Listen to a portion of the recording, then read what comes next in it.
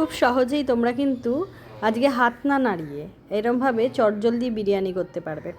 তাহলে কি করবে নাকি একবার ট্রাই, আবার সেদ্ধ ডিম দিয়ে, বেশি তেল মশলাও লাগবে না। কিভাবে করছি দেখো।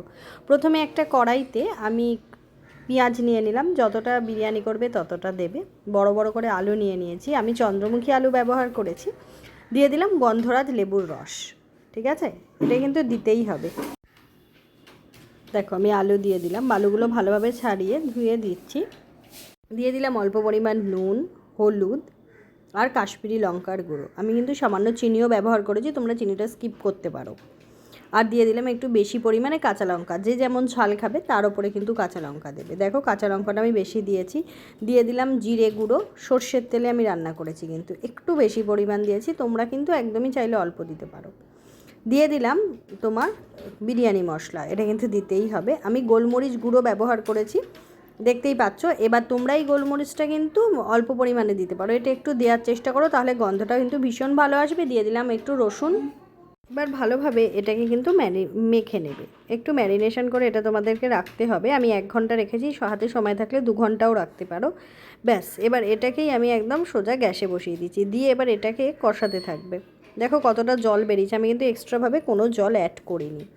এইভাবে আমি তোমাদেরকে বলবো খুব সহজে একবার বিরিয়ানি ট্রাই করো, দারুণ লাগবে। আমি একটু নেড়ে আবার ঢাকা দিয়ে দিলাম। দেওয়ার পরে দেখো অনেকটাই কিন্তু কষে গেছে, দেখতে পাচ্ছ কত সুন্দর কালারটা এসছে, গন্ধটা যে কি দারুণ এসেছিলো তা তোমরা নিজেরা ট্রাই না করলে কিন্তু বুঝতে পারবে না।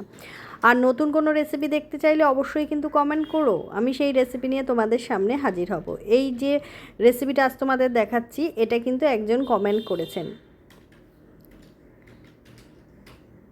দেখো কালারটা কত সুন্দর এসছে, দেখেছো? খেতেও কিন্তু দারুণ হয়েছিল। এবার আমি একটু পরিমাণ মতন জল দিলাম, দিয়ে আমি ভালোভাবে মশলাটা আলুর সঙ্গে কষিয়ে নিচ্ছি। এবার তোমরা যতটা একটু গ্রেভি রাখবে ততটা কিন্তু জল দেবে, বেশি জল দেবে না। এবার আলুটাকে ভালোভাবে সেদ্ধ করে নিতে হবে, ততক্ষণ এটা ঢাকা চাপা দিয়ে রেখে দিতে হবে, আলুটা সেদ্ধ হওয়া পর্যন্ত আবার অপেক্ষা করতে হবে। আর অন্যদিকে তোমরা বিরিয়ানির চাল বা ভালো বাসমতি চালেও করতে পারো, সেটাকে নর্মালভাবে একদম সেদ্ধ করে রেখেছি।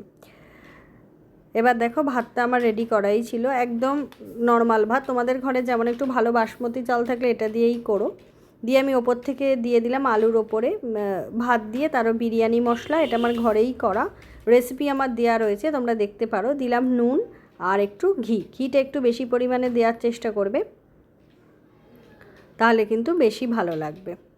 দেখো আমি একটুখানি এটাকে ঘির ওপরে একটু ভাতটা গরম দিয়ে দিলাম যাতে ঘিটা গলে যায়।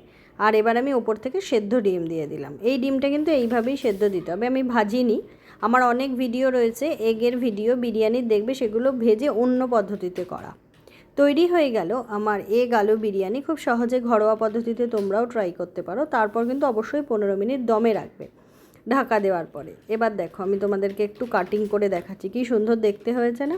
রবিবার দিনও যখন বাচ্চারা বায়না করে তখন কিন্তু তোমরা ইজি ঘরে এটাকে রেসিপি করে দিতেই পারো, তাদেরও ভালো লাগবে, তোমাদেরও ভালো লাগবে। সঙ্গে একটা পেঁয়াজ নিয়ে নিয়েছি, শসা ছিল না গো। আর এটা কিন্তু দারুণ লাগে, তাহলে এইটা তোমরা একবার ট্রাই করো।